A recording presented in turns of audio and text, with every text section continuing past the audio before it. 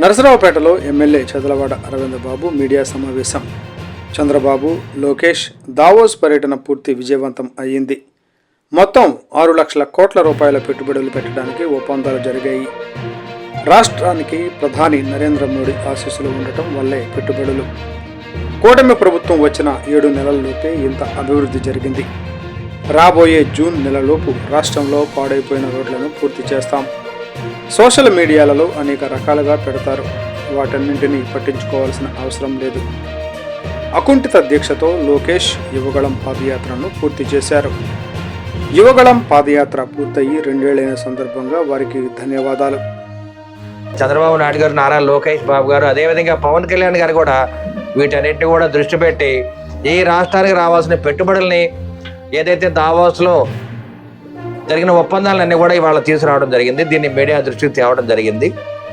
మరి నరేంద్ర మోడీ గారి ఆధ్వర్యంలో 2 వారాల క్రితం వైజాగ్ పర్యటన సందర్భంగా మరి నారా లోకేష్ బాబు గారి అనుభవంతో మరి మిట్టల్ కంపెనీ నుంచి, అదేవిధంగా నిస్సాన్ కంపెనీ స్టీల్స్ నుంచి కూడా 1,46 లక్షల పెట్టుబడులు తేవడం జరిగింది. దానికి శంకుస్థాపన కూడా జరగడం జరిగింది వైజాగ్లో. అదే నరేంద్ర మోడీ గారి ఆధ్వర్యంలో ఆయన చేతుల మీదుగా మరి శంకుస్థాపనలు జరిగినాయి. అదేవిధంగా వాళ్ళ దావోస్ పర్యటనలో కూడా అనేక కంట్రీలో రావడం జరిగింది. అందరి దృష్టి కూడా నారా చంద్రబాబు నాయుడు గారి మీద, ఆంధ్ర రాష్ట్రం మీద ఉండడం జరిగింది. ఇటువంటి కార్యక్రమంలో దాదాపు 6,34 లక్షల కోట్లు మనకి అక్కడ నుంచి కూడా 80 ఒప్పందాలు జరిగినాయి, పారిశ్రామిక ఒప్పందాలు. వీటిల్లో చాలా కంపెనీలు కూడా ఆంధ్ర రాష్ట్రం వచ్చి పెట్టుబడులు పెడతానికి ముందుకు రావడం జరిగింది. వీటిలో గ్రీన్ ఎనర్జీ లిమిటెడ్ వాళ్ళు 1,75,000 కోట్లు ఇక్కడ పెట్టుబడి పెడతామని చెప్పి రావడం జరిగింది. అదేవిధంగా బీపీఎల్ కంపెనీ,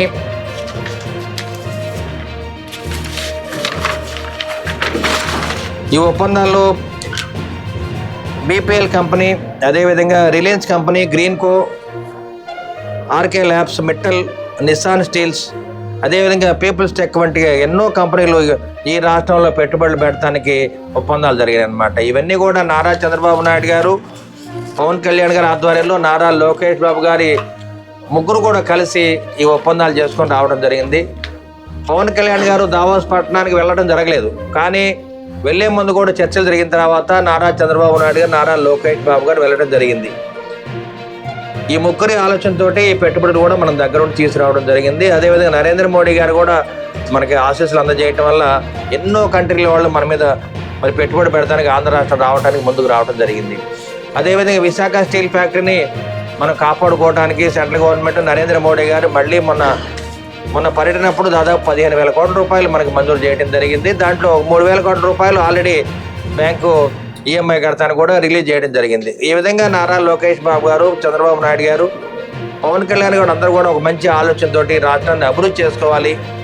వచ్చిన 7 నెలల్లోనే దాదాపు 6 లక్షల కోట్ల రూపాయలు మన పెట్టుబడులు తేవడం జరిగింది. ఇవన్నీ కూడా దీంట్లో చాలా వరకు మరి 80 ఒప్పందాలు జరిగినాయి అన్నమాట. ఇవన్నీ కూడా ప్రజల దృష్టికి తీసుకెళ్ళి, మీడియా దృష్టికి తీసుకెళ్ళడం ద్వారా ఏదైతే రాబోయే ఇప్పుడు జరిగిన 7 నెలల్లోనే ఇన్ని కోట్లు మనం మరి పెట్టుబడులు తేగలిగాము. రాబోయే కాలంలో ఇంకా పెట్టుబడులు తెద్దాము. అందరి ఆలోచన అందరికీ ఒకటే, చదువుకునే బిడ్డలకి 20 లక్షల ఉద్యోగాలు ఇస్తామని చెప్పి మేము మేనిఫెస్టోలో హామీ ఇవ్వడం జరిగింది. కాబట్టి ఈ విధంగా కంపెనీలు పెట్టుబడి రావడం వల్ల మన ఈ ఉద్యోగాలన్నీ కూడా ప్రతి ఏటా 5 లక్షల మందికి ఉద్యోగాలు ఇవ్వడానికి అవకాశాలు ఉన్నాయని చెప్పి తెలియజేయడానికి చంద్రబాబు నాయుడు గారు వీళ్ళందరూ కూడా పూనుకున్నారు. అందరూ కూడా చంద్రబాబు నాయుడు గారి సారథ్యంలో, పవన్ కళ్యాణ్ గారి పెట్టుబడితోటి, పట్టుదలతోటి ముందుకెళ్తున్నాము.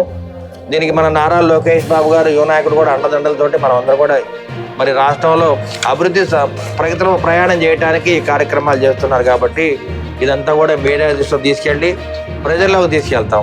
అదేవిధంగా రేపు మార్చి నుండి జూన్ లోపల, వర్షాకాలం వచ్చే లోపల ఎక్కడైతే కాలువలు, రోడ్లు ఇవన్నీ కూడా మరి కొత్తగా వేసుకోవడానికి మన నిధులు కూడా రాబోతున్నాయి. కాబట్టి ఇవన్నీ కూడా దగ్గరుండి చేయడానికి ఈ ప్రభుత్వం 7 నెలలలో చంద్రబాబు నాయుడు గారు రాత్రింబగళ్ళు కష్టపడి ప్రతి కార్యక్రమాన్ని ప్రజల్లో తీసుకెళ్తున్నారు. అదేవిధంగా ప్రతి నెల ఒక శనివారం రోజు, 3వ శనివారం ప్రతి పలానా జిల్లా వెళ్ళి మరి నారా లోకేష్ బాబు గారి యువగళ పాదయాత్ర ఇవాళకి మొదలుపెట్టి 2 సంవత్సరాలు గడిచింది. కష్టం అనుకున్నది అసాధ్యం అనుకున్నది కూడా ఆయన సాధించి నారా లోకేష్ బాబు గారు మరి యువకుల అండదండలతోటి ప్రజలతోటి యుగళ పాదయాత్ర ఎంతో ఘనంగా ముగించారు. అదేవిధంగా ఎవరైతే పాదయాత్ర చేశారో వాళ్ళందరూ కూడా ప్రభుత్వాలు వస్తున్నాయి కాబట్టి నారా లోకేష్ బాబు గారి కష్టంతో, పవన్ కళ్యాణ్ గారి పట్టుదలతోటి, చంద్రబాబు నాయుడు గారి ఆలోచనతోటి ఇవాళ ఉమ్మడి కూటమి ప్రభుత్వం ఏర్పడింది. అందువల్ల నారా లోకేష్ బాబు గారికి మరొకసారి యువగళ పాదయాత్ర చేసిన